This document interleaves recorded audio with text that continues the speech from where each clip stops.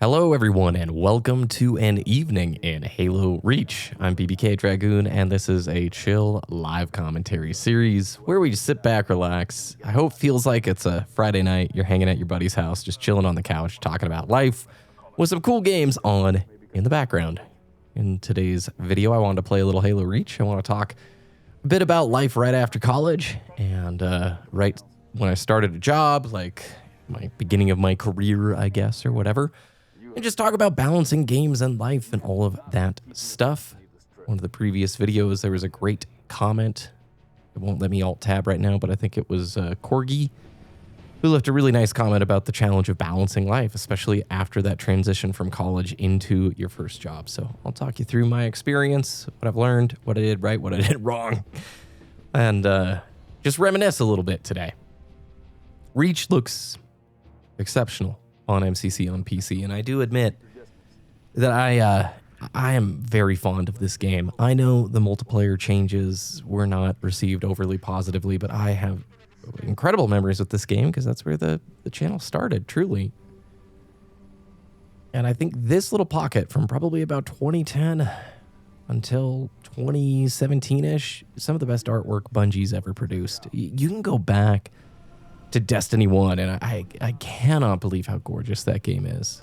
I don't think we'll ever get it on PC, but if we did unlocked frame rate Destiny 1, I think you could still say today is one of the most beautiful, incredible artwork-driven games ever. All right. So with all of that said, Reach is where the channel started, and I absolutely adored that time. And I played a lot of Halo Reach in school. I was playing a lot of Black Ops. The original Black Ops 1 is sort of what got me super hooked on wanting to start a YouTube channel. And then Halo Reach was right there. I was always a Halo person to my core. I was always a Halo player. I got on a community channel called Halo Zone. If you remember Halo Zone, shout out. It was a great time. School finished for me, and the two games that I was playing near the end of my time in college was a lot of StarCraft 2 and a lot of Halo 4. I was streaming Halo 4 pretty regularly, just for fun, making videos here and there, and then playing a ton of StarCraft 2. My biggest hope with StarCraft, I was not an RTS player, by the way. The only reason I got into it in 2010, 2011 is because it took the place of Halo on the MLG circuit. There was one MLG event, Dallas for Halo 4, and then they dropped the game. The StarCraft 2 was really big. The good buddy that I did the podcast with, Destiny the Show, he went to that MLG Dallas event and got to see Halo 4.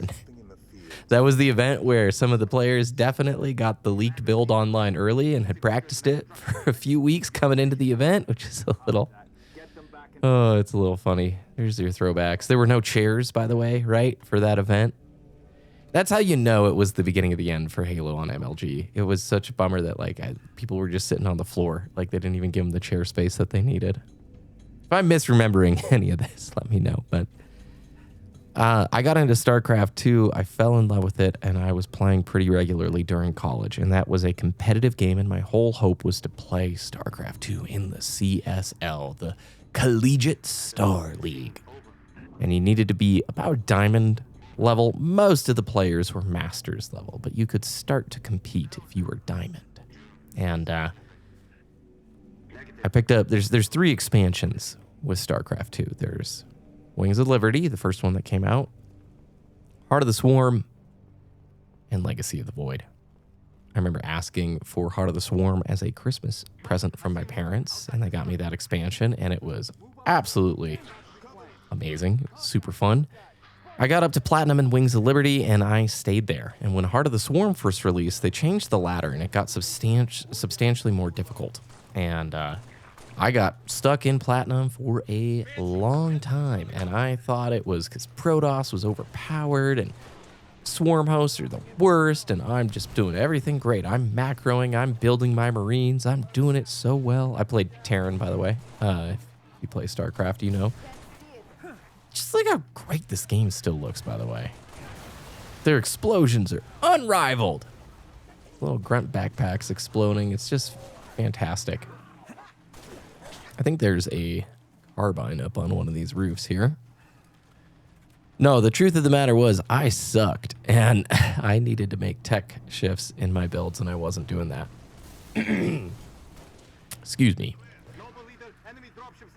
But as school was coming to an end, I always was so sorry. I've been getting over a sickness the last few weeks. I'm all better now, but just clearing my throat a bunch. I had to fluctuate pretty hard how much I gamed and what I was doing because school was my priority. I've told a few stories about college, but I did great my first year. My second year, I did poorly, and third year is when I finally kicked it in gear, and I was just grinding my face off to finish. Nobody really in my degree was finishing in under 5 years. It was a 5-year degree for sure. You couldn't register for the stuff that you needed, which was so frustrating. So I took summer semesters. I was doing everything. That last year and a half of school, gaming was not something I did a whole bunch. Even though I would create YouTube videos, it fluctuated a ton. And I'm actually quite proud that I was able to prioritize that way at that age, because gaming was a whole lot more fun and I didn't love school. But the same thing went with StarCraft. I would play really hard and practice hard for a few weeks, but then when it would get tough with school or finals were approaching, I would put the game down almost entirely at that time and just focus on school, because I needed all the grades to come in, everything to be perfect, and it was kind of nerve-wracking. Was I going to finish all the classes, get the grades that I needed to? And I did. And it was a huge, huge sense of relief. I didn't get into Diamond. I didn't get to play in the Collegiate StarCraft League. In fact, I just stopped playing StarCraft altogether the last few months of school.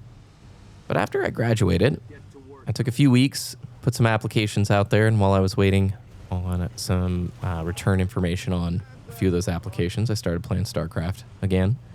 I knew I wanted about, a month off before really setting the stage for the next journey, getting a job and all this jazz. So I played StarCraft. I had a pretty mellow schedule, and without even really trying, I got Diamond in Heart of the Swarm. It was incredible. That's, as far as competitive gaming accomplishments go, I am most proud of that.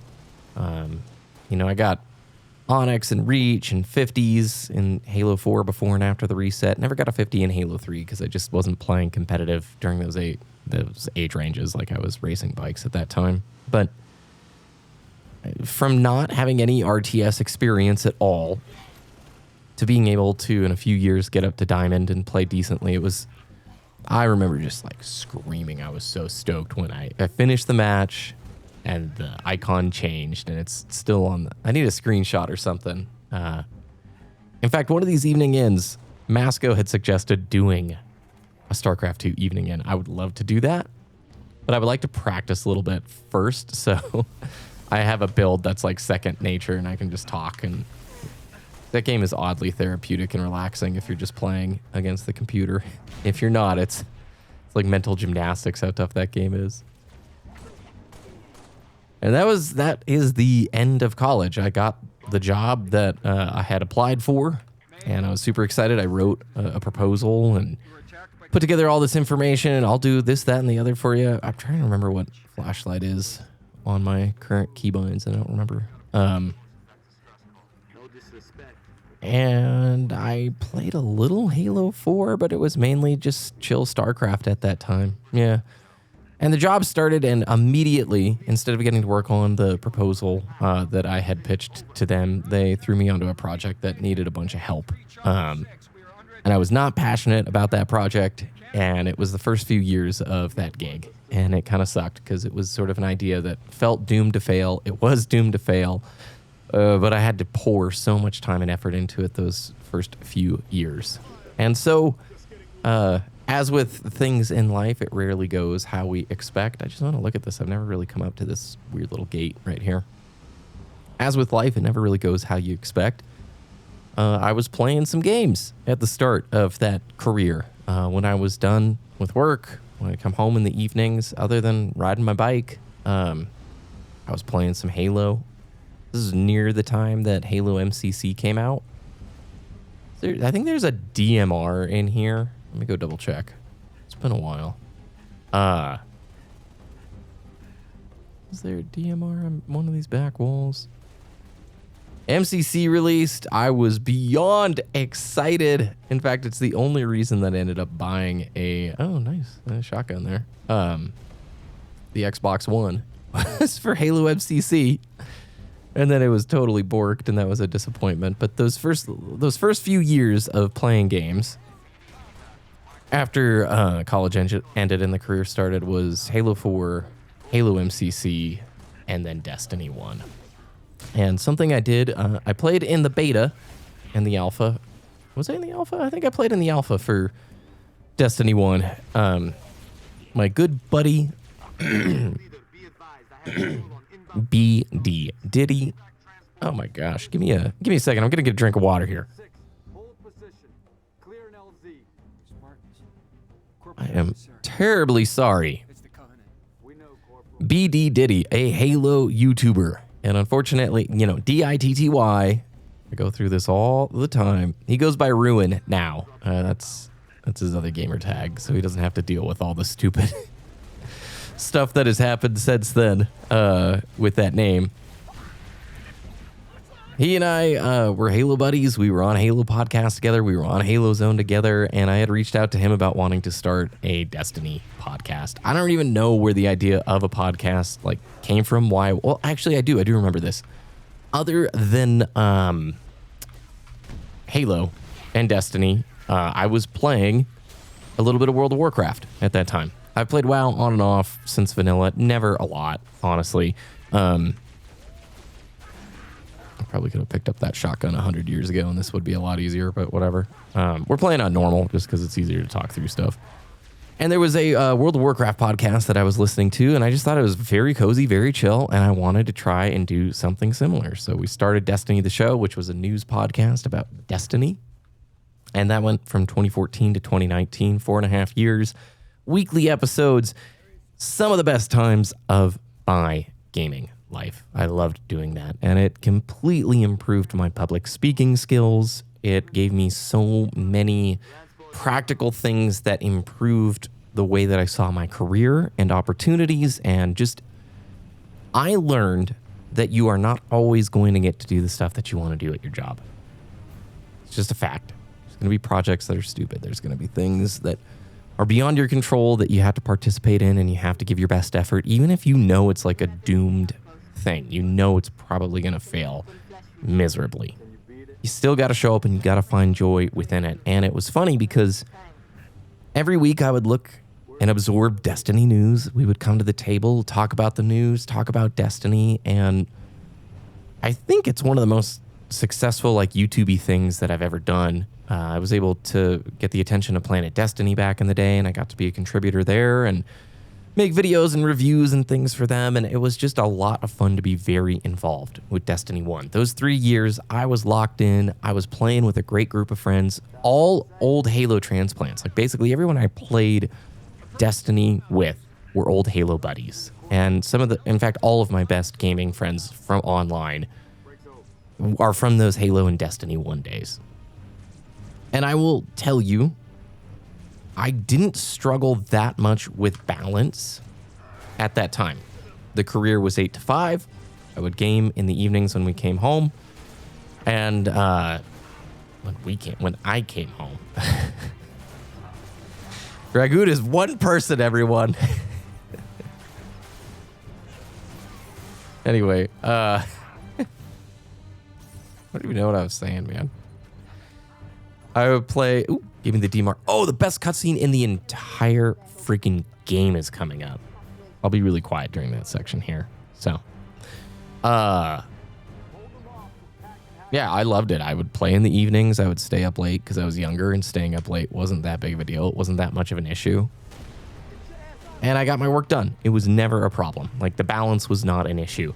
Sure, those years I probably could have been going out and doing more and being a little bit more social.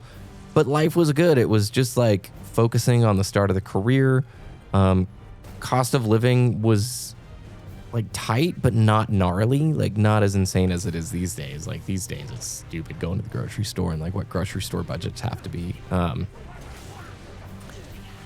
So I just liked it. For a long time, my goal, like, I wanted to work at Machinima. Like when I was in college, my biggest goal was to like get a job after you finish and you graduate, but eventually like work your way out to California and go work for a production house like Machinima. Well, Machinima kind of crashed and burned and fell apart just about that same time. So that dream never came true. Halo 5 came out, and gaming started to change around 2017. We got Destiny 2. Destiny 2 was an interesting moment for me, like mentally and personally. That's probably the moment I started to fall out of some of the joy of gaming that I'd had. Up until that point, 360 into Destiny 1 was just amazing. I was sad at the state of Halo because MCC, guys, was extraordinarily busted for so long. I was doing update videos every time they released a giant patch. Nothing really worked. It took honestly 2 years before you were getting into matches, and so that was hard. Like if you built most of your channel around Halo, and the developer basically like just felt like cut the player base off at the knees, it was devastating. Okay, I'm gonna be quiet because I adore this cutscene. I think I wish they would have had more like vibes and moments like this. It doesn't start immediately, right? Oh, maybe it does start immediately. I love this. This set the tone for the entire game so perfectly, and like the music and everything. All right, Corporal, stay put. We'll get you a combat surgeon. Damn. Plasma damage. Found something. I'll take that, Six. Not your domain. I got a live one over here. Come on. Out you come.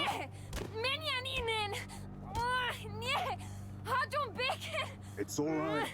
The animations are super nice too. Like you can tell all the mocap work that they did. All the Spartans feel like they've got that weight and that like heft to them. What's the status? Over. We've been engaged. Bad guy coming out.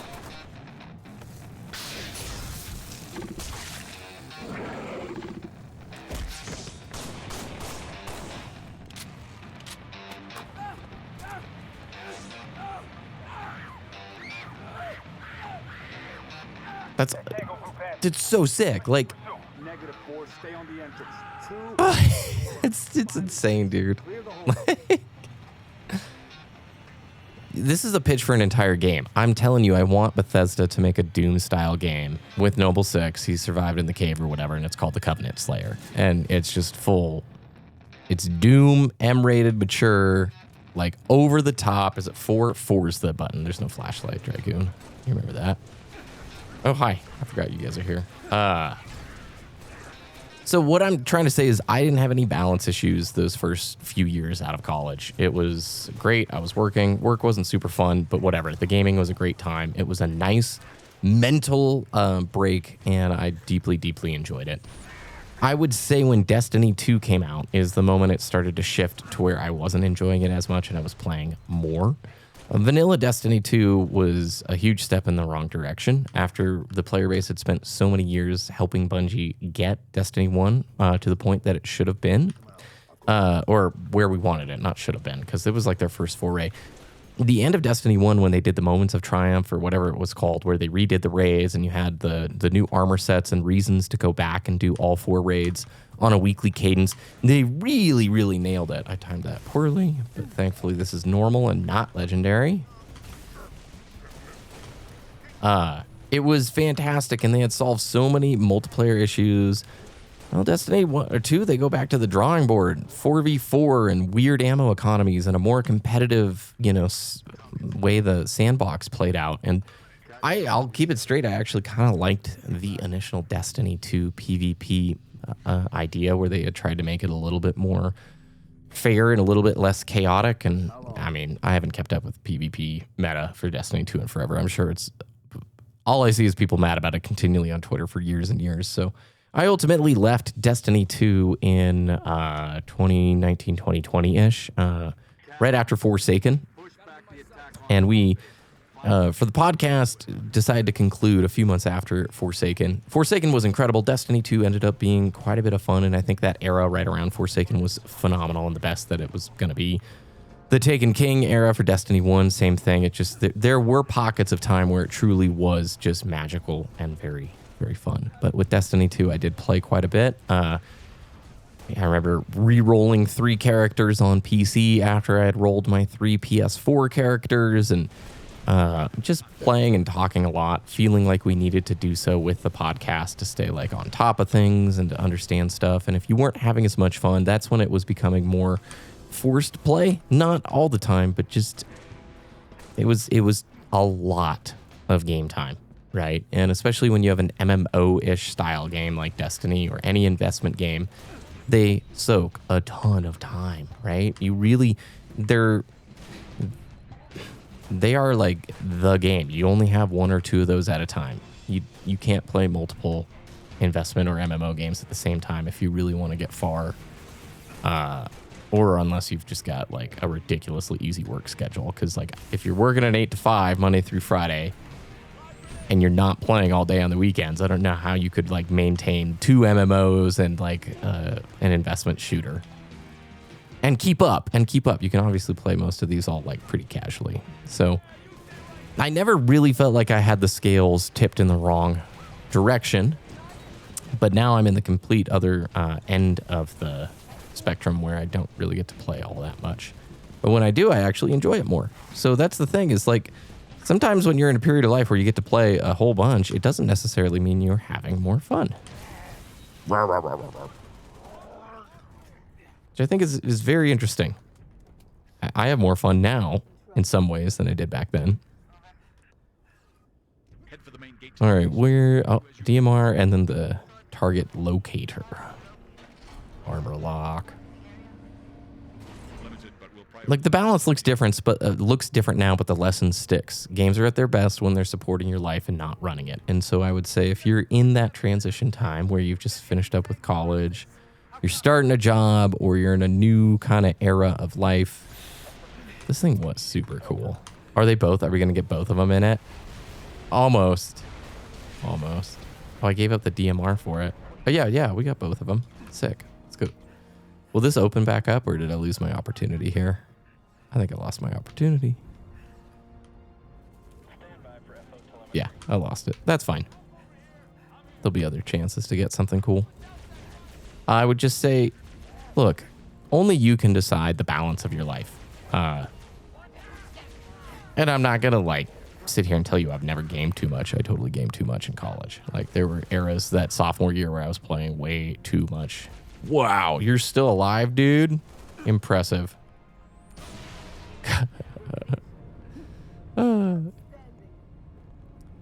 Only you can prevent forest fires.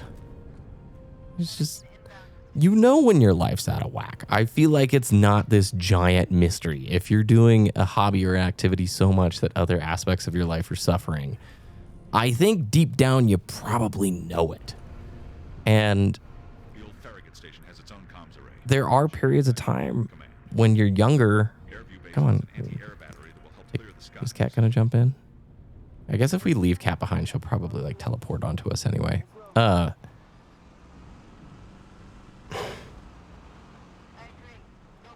don't really know the best way to say this, but like there are periods of time where like when you're younger, you can game more. And obviously as you get older, you game less because you have more responsibilities, you have less time. And the other thing is you just value time differently. I think that's the biggest thing for me.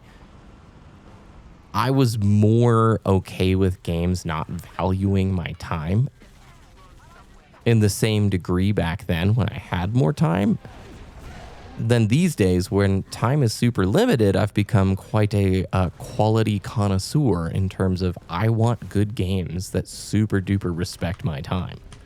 If you don't respect my time, why would I play the game? Period. And I just have less and less patience for filler and fluff and junk, you know? Bada boom. They had a cool idea with the DMR in the sandbox, I'm not gonna lie. Hello. And I have sympathy, don't get me wrong. Like, when life is really tough, it can be substantially easier to just bury your head in the sand and play a bunch of games with friends. I get it. I 100% get it.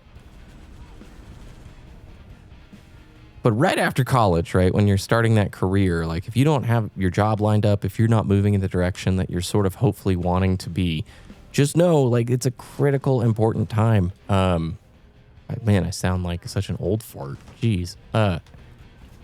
But it really is. Like, if you graduated a certain year and let's say you took 2 years to find a job, right? Oh, no. Oh, no. An employer interviewer, somebody's probably going to look at that and ask you, like, okay, so what happened? Like, what happened to the last 2 years? Okay. I do hear a lot of people, like, flub and lie on their resumes these days, which that whole meta is crazy. I don't... Do we get another... Yeah, we get another Warthog. Thank you.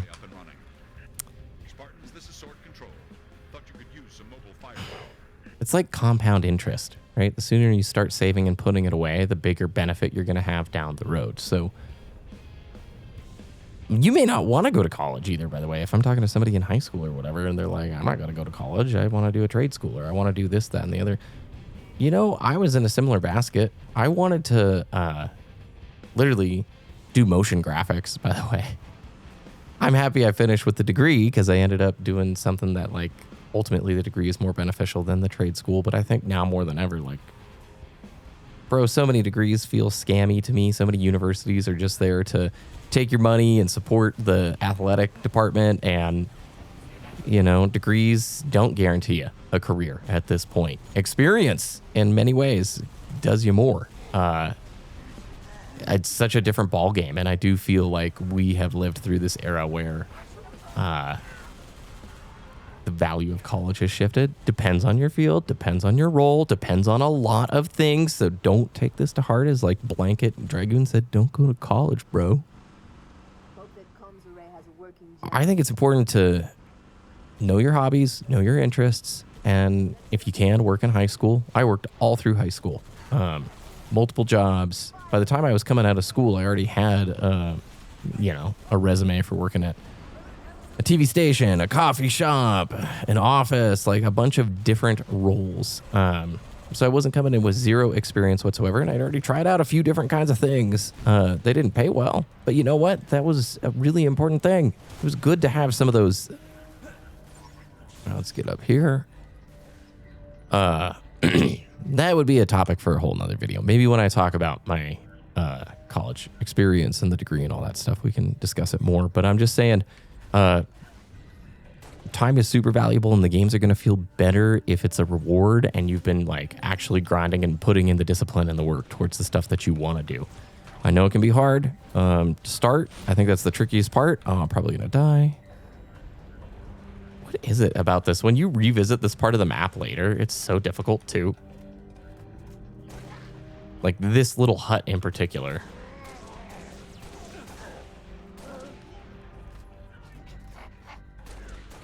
If you eat ice cream every day, it's not going to be that much of a treat. But what if you work out and then you go have some ice cream? Huh? Huh? Pretty epic, right? The meal tastes better that way. And that's your lesson from Dragoon Dad today. Wow, it was fun talking about those old games. Good times. Good times indeed. Anyway, I wanted to do motion graphics. I wanted to learn how to do those like really cool 3D intro stingers, and then go work again in LA and build those things out. I'm sure there is a career path for that, but it's highly narrow and I imagine very competitive. And as we enter this AI world, a lot of that stuff is just going to be, I'm sure, built by a freaking text prompt in no time at all. I both love and hate that we have these incredible technologies now. Did we do it? Where did we go? What's next here? Warthog's still in pretty good shape, I want to say. Okay. Where to? What do we do, Cat? Where do we go? Are we supposed to wipe all of them? Maybe that's what we're supposed to do, is wipe all of them. And then we head back, I think, to Sword Base.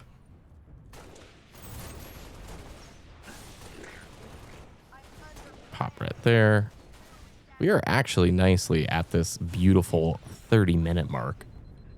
And this is typically when I like to finish up these evening in videos, and we've had a good conversation, so we need to checkpoint it here before we wrap the final little bit.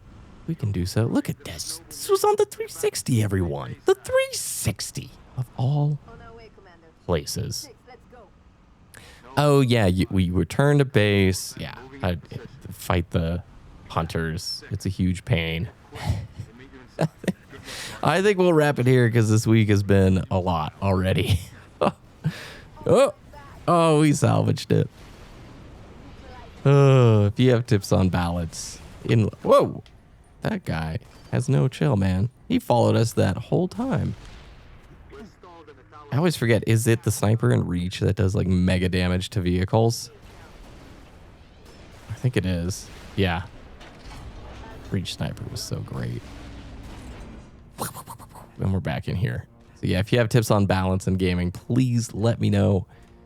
I appreciate all of you so very much. Thanks for supporting this series. If you want more of these chill, slow-paced commentaries, there is an entire playlist that I will leave linked down below and at the end of this video on the end card. Go check those out. Plenty of games. And then, as always, continue to suggest titles that you want to see. A lot of the ones that we've done so far, in fact, all of them except for Mirror's Edge, have been suggestions from the comments. So have a great week. Thanks for watching. I'll see you again in the next one. Nice. Bye-bye.